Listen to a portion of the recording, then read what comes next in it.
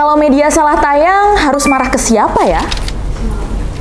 Pernah nggak sih kamu ngelihat berita di TV, lalu sadar kalau gambar yang dipakai itu nggak nyambung sama narasinya?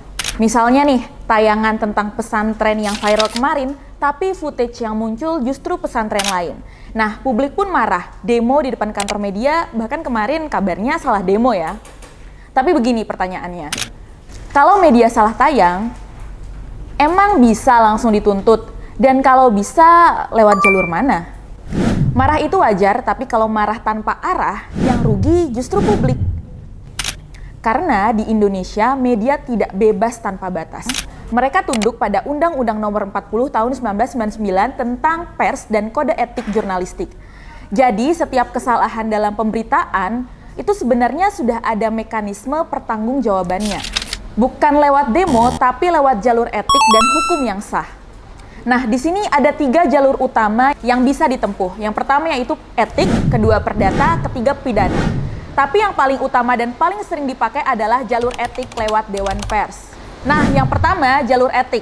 Kalau kamu merasa dirugikan oleh pemberitaan, langkah pertama adalah hak jawab, artinya kamu berhak meminta media membuat klarifikasi atau koreksi atas informasi yang salah, supaya publik tahu fakta sebenarnya. Kalau redaksi tidak menanggapi, nah barulah kamu bisa melapor ke Dewan Pers. Caranya mudah, kirim pengaduan melalui situs resmi Dewan Pers. Sertakan bukti berita, kronologi, dan alasan keberatan. Nanti Dewan Pers akan memeriksa kasus itu. Kemudian memanggil kedua pihak dan mengeluarkan pernyataan resmi apakah media bersalah atau tidak.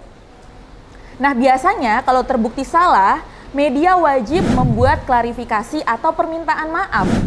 Kedua, jalur hukum perdata. Kalau kesalahan pemberitaan menyebabkan kerugian nyata, misalnya reputasi lembaga rusak, donatur mundur, atau kerugian ekonomi, kamu bisa menggugat ganti rugi lewat pasal 1365 KUH Perdata tentang perbuatan melawan hukum. Tapi pengadilan umumnya akan bertanya dulu apakah kasusnya sudah dibawa ke Dewan Pers, dan kalau belum, gugatan bisa dianggap belum layak diperiksa. Jadi, mekanisme etik tetap jadi pintu pertama sebelum hukum. Ketiga, jalur pidana.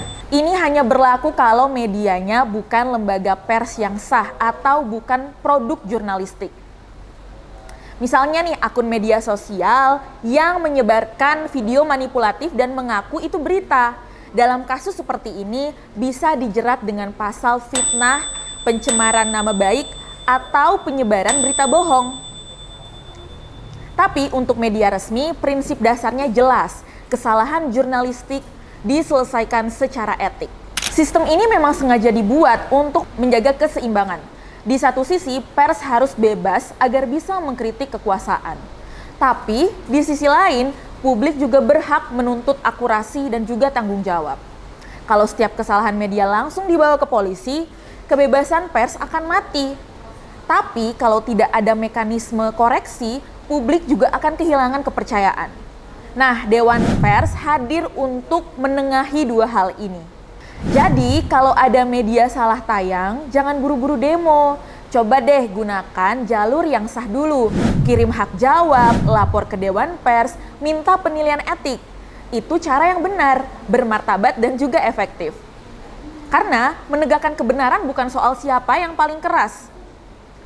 Siapa yang paling keras berteriak, tapi siapa yang paling tahu cara menuntut dengan benar.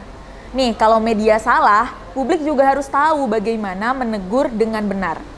Itulah inti dari literasi pers dan juga tanggung jawab warga negara yang cerdas. Nah, menurut kamu gimana nih Sobat Spektrum? Salam Spektrum, bersuara bebas, berpikiran luas.